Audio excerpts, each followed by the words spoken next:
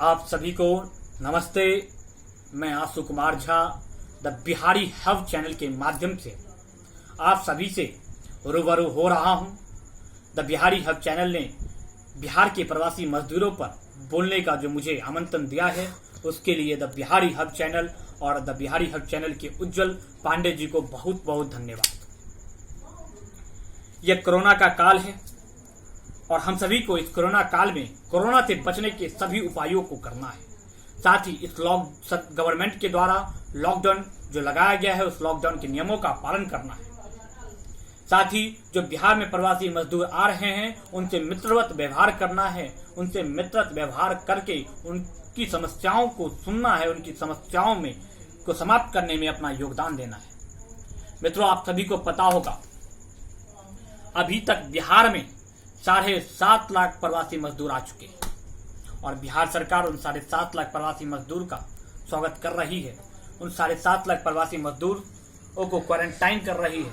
ये अच्छी बात है। आज आप जानते हैं कि किस परिस्थिति में, किस विकट परिस्थिति में बिहार के इन प्रवासी मजदूर भाइयों को बिहार आना पड़ा है। ये सोचनीय है और हम सभी को ये सोचने के लिए मजबूर करता है।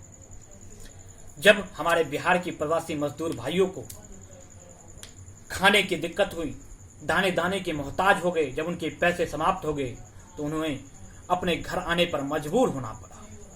वो मजबूर होकर बिहार के लिए प्रस्थान किए और कोई बहुत सारे आपने न्यूज चैनल के माध्यम से देखा होगा, बहुत सारे मजदूर पैदल ही 2000 किलोमीटर 3000 किलोमीटर, बहुत सारे मजदूर ट्रेन से, बहुत सारे मजदूर विभिन्न गाड़ियों से बिहार आए हैं। और सबसे बड़ी समस्या क्या है, बिहार आए और बिहार सरकार ने उनका स्वागत किया, ये बहुत ही अच्छी बात है।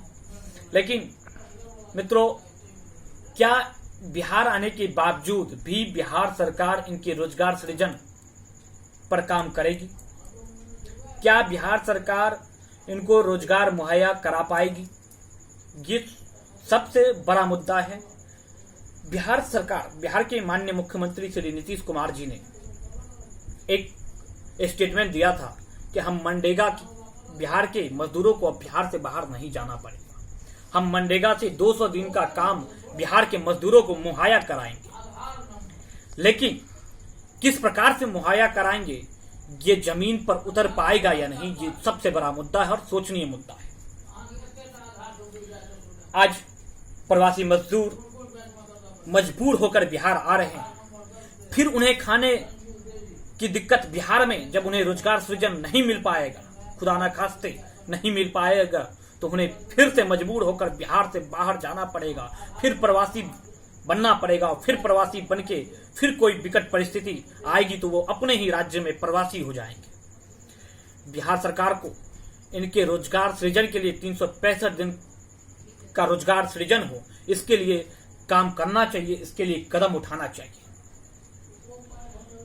बिहार, आप सभी जानते हैं, हम सभी जानते हैं कि बिहार भारत में शिक्षा की दृष्टि में सबसे आगे, लगभग आगे है और बिहार एक पिछड़ा राज्य है।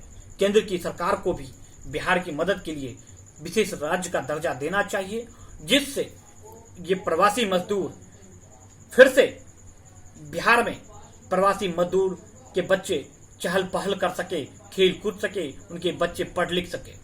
इसके लिए बिहार और केंद्र सरकार को मिलकर 3 काम करने पड़ेंगे। पहले तो बिहार में इंडस्ट्रीज का ग्रोथ करना पड़ेगा।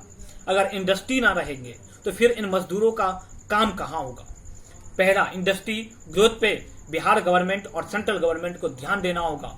साथ ही दूसरा, एजुकेशन सेक्टर पे बिहार गवर्नमेंट को ध्यान देना होगा और तीसरा, फार्मर ग्रोथ पे ध्यान देना पड़ेगा। अभी भारत के माननीय प्रधानमंत्री श्री नरेंद्र मोदी जी ने लोकल टू ग्लोबल का जो नारा दिया है, वो नारा बिहार में भी साकार हो पाए, इसके लिए बिहार सरकार को काम करना पड़ेगा। आज प्रवासी मजदूरों की समस्याओं को देखकर आंखें नम हो जाती है, रोने को मन करता है। आखिर इस बदहाली का जिम्मेवार कौन है? आखिर उनके इस हश्र का, इस स्थिति का जिम्मेवार कौन है? जिम्मेवार आखिर कोई भी हो, लेकिन बिहार गवर्नमेंट को, साथ ही सेंट्रल गवर्नमेंट को ये जो प्रवासी मजदूर अभी तक 7.5 लाख लगभग प्रवासी मजदूर बिहार आ चुके हैं, उनके लिए बिहार में ही रोजगार सृजन मुहैया कराया जाए। 365 दिन मनरेगा के तहत या किसी इंडस्ट्रियल ग्रोथ के तहत या फार्मिंग ग्रोथ या लोकल टू ग्लोबल के तहत और उन्हें काम दिलाया जाए। बिहार के बहुत सारे चीज ऐसे हैं जिस पर अगर बिहार सरकार ध्यान दे तो यहाँ के मजदूरों को बिहार से बाहर नहीं जाना पड़ेगा। सबसे पहले मिथिलांचल क्षेत्र की बात करें तो यहाँ पे अगर मखाना उद्योग पर सरकार लगातार ध्यान दे तो मिथिलांचल क्षेत्र के मजदूरों को बाहर नहीं जाना पड़ेगा। कृषि पर अगर ध्यान दे तो उन्हें बाहर नहीं जाना पड़ेगा।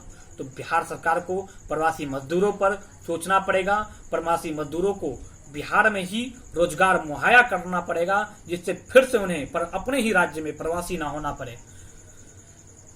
इसी के साथ आप सभी का धन्यवाद।